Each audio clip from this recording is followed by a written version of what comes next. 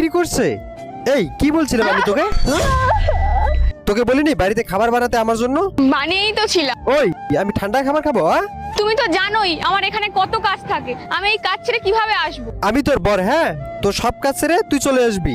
সব ছেড়ে এসেছি, এটাই তো ভুল করেছিলাম আমি। কি বললি? কি বললি তুই? কি তো বলেছি আমি, নিজে না কোনো কাজ করো আর না আমাকে কোনো কাজ করতে দাও। ঘরের সব কাজ আমি করব, ইনকামও আমি করব, আর যখন তোমার ইচ্ছে হবে তখন তুমি এসে আমাকে মারবে।